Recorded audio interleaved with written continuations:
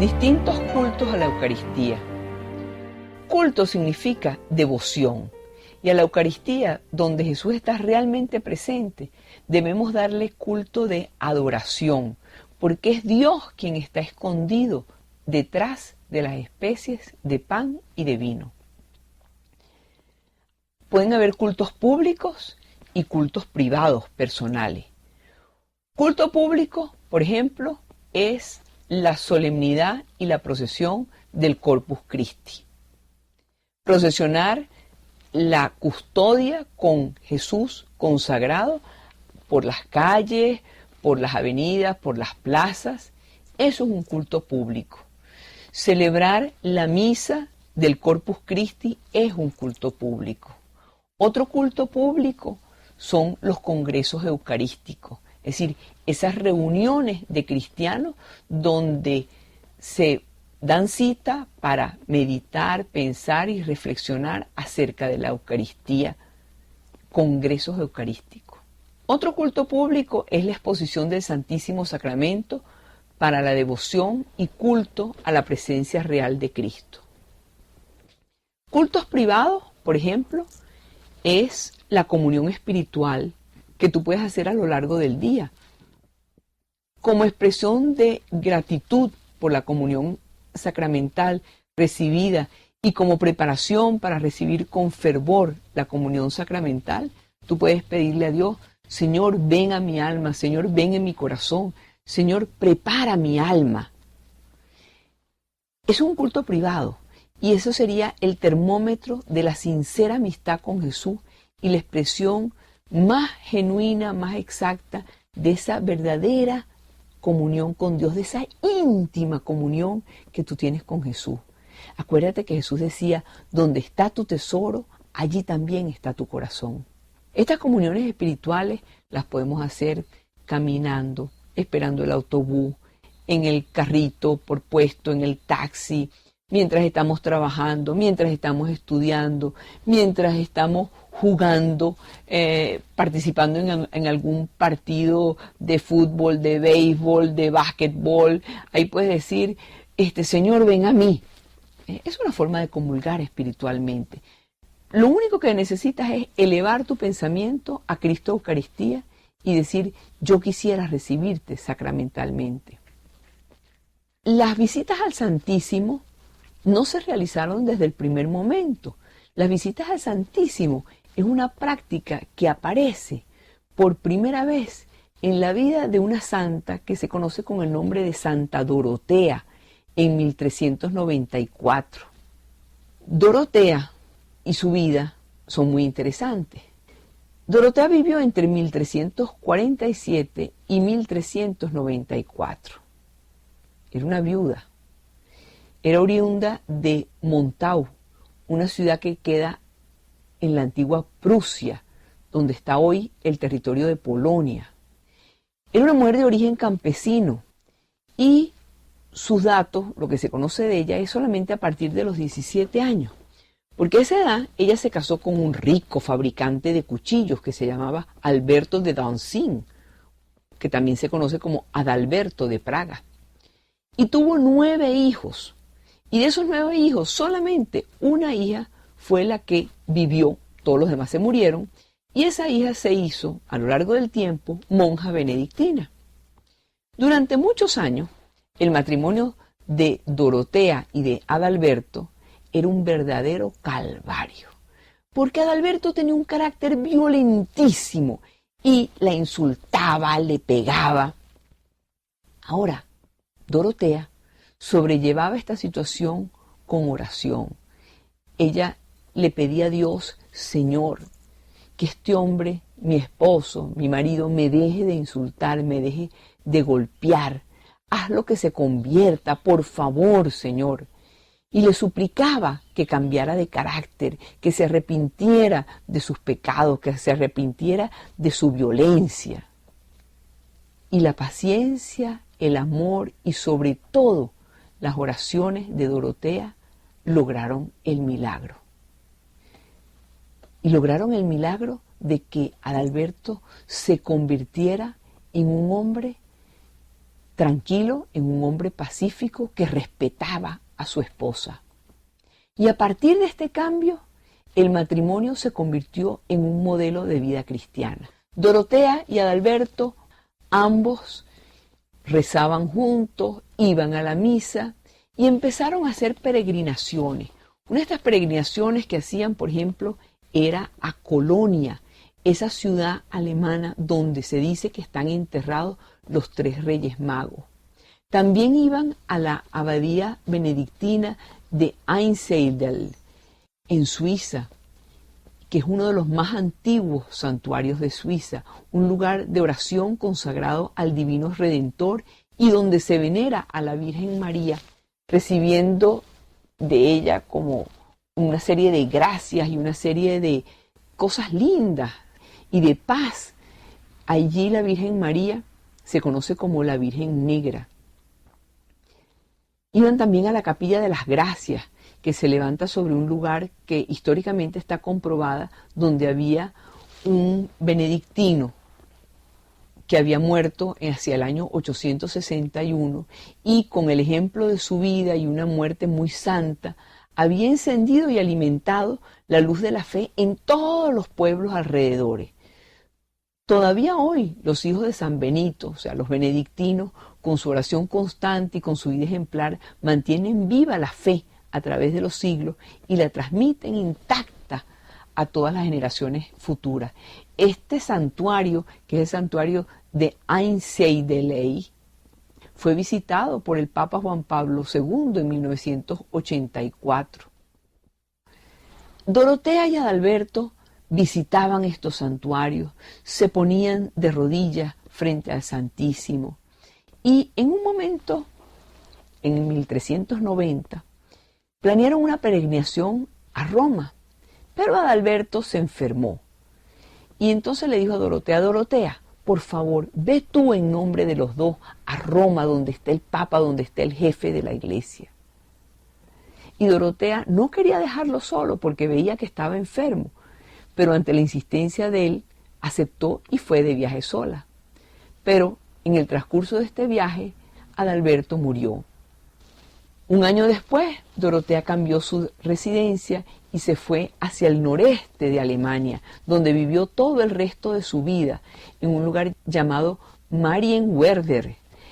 Y allí continuó su existencia con oración, penitencia, en medio de una gran humildad y un amor profundísimo a la Eucaristía. En el año 1393, Dorotea solicitó y obtuvo permiso para construir una ermita que estuviera al ladito de la catedral, donde se dice que ella vivió y murió. Los pobladores del lugar acudían a ella buscando consejo, buscando palabras de ánimo y buscando que ella los ayudara a ser cada día mejores. Fue tan importante esta presencia de Dorotea y Dios le concedió tales gracias que en un momento de su vida, durante este tiempo, le aparecieron los estigmas de la pasión de Cristo. Dorotea tenía un gran culto hacia el Santísimo, un gran culto, y esa espiritualidad que ella desarrolló se equipara a la espiritualidad de los más grandes místicos y de los más grandes santos. Y el mismo Papa Pablo VI, en enero de 1976, dice que Dorotea fue una persona con una mística impresionantemente grande. Ella fue la que desarrolló esa devoción a visitar al Santísimo Sacramento.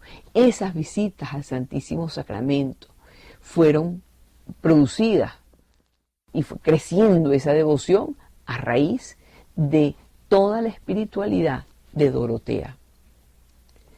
Mucho más adelante, las exposiciones al Santísimo para esta devoción y culto a la presencia real de Cristo nace de este deseo de los fieles de ver la hostia consagrada.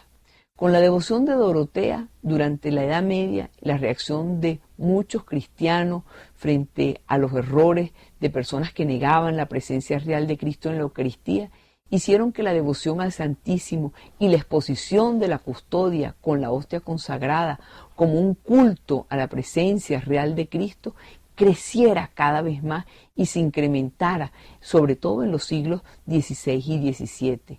Y así aparece la práctica de la adoración perpetua y la exposición de todos los jueves al Santísimo. Al final de la exposición se daba la bendición con el Santísimo Sacramento. La Iglesia recomienda la oración personal ante el Santísimo por medio de visitas al sagrario, a nuestras iglesias, nuestras capillas, los oratorios, en donde está presente nuestro Señor Jesucristo. Allí donde tú entres en una iglesia y veas junto al sagrario, es decir, junto a esa cajita donde están guardadas las hostias consagradas, veas una velita prendida, sabes que ahí está la presencia real. Esa velita encendida está anunciando, ahí está Cristo con todo su cuerpo, su alma, su divinidad, su sangre, ahí está Cristo presente. Y ahí, arrodillado frente a Él, puedes disfrutar de un trato íntimo. Ese es un momento para abrir tu corazón pidiéndole a Dios por todas tus necesidades, por todo lo que tú quieres, para pedir por la paz, por la salvación. Allí creces en amistad con Dios. Muchas personas practican diariamente las visitas al Santísimo y en las parroquias junto con el rosario todos los días se viene haciendo más común una hora santa, la exposición del Santísimo de una manera diaria o de una manera semanal. El arraigo de esta devoción de las visitas al Santísimo se comprueba con esa cantidad de literatura que existe. Existen muchísimos libritos y muchísimas oraciones para hacer frente al Santísimo. Uno de los primeros escritos de esto fue de San Alfonso María de Ligorio, y que en vida de San Alfonso María de Ligorio, el librito que él escribió como Cómo visitar al Santísimo, tuvo 80 ediciones y se tradujo a cantidades de idiomas. Hay muchas congregaciones religiosas que están dedicadas al Santísimo, como la congregación en Venezuela de las Siervas del Santísimo Sacramento, fundadas por Monseñor Juan Bautista Castro. Ellas se dedican exclusivamente a adorar a Dios en la Eucaristía y ayudar a los sacerdotes. Por supuesto, también hacen una porción de obras de apostolado, pero esa es su devoción principal. Por allá por 1328 se surgieron una congregación de los monjes blancos o los hermanos del Santísimo Sacramento. Pero sobre todo a partir del siglo XVII y en el siglo XIX surgen una cantidad de congregaciones religiosas y vamos a recordar solamente, a modo de ejemplo, los sacerdotes del Santísimo Sacramento, las adoratrices, como repito, del Santísimo Sacramento y de la Santísima Caridad, fundadas en 1859 por Santa Micaela María del Santísimo Sacramento, quien escribió en una ocasión: estando en la guardia del Santísimo, me hizo ver el Señor las grandes y especiales gracias que desde los sagrarios derrama sobre la tierra y además sobre cada individuo de acuerdo a la disposición de cada uno, y cómo les despide favores a todos los que lo buscan. Ya San Juan Bosco decía, mire, propaguen la devoción a Jesús sacramentado y verán la cantidad de milagros que hay. Hay muchas congregaciones, las Marías de los Sagrarios, las Misioneras Eucarísticas de Nazaret, los hermanos y las hermanitas de Jesús, derivados de Charles de Foucault, las Misioneras de la Caridad. Hay muchísimas, muchísimas. En general, todas las congregaciones religiosas han surgido y tienen una gran devoción a Jesús en la Eucaristía. Jesús está presente en nuestros sagrarios y desde los sagrarios invita para que todos nuestros afectos, todas nuestras peticiones las hagamos frente a Él y lo tengamos a Él muy presente.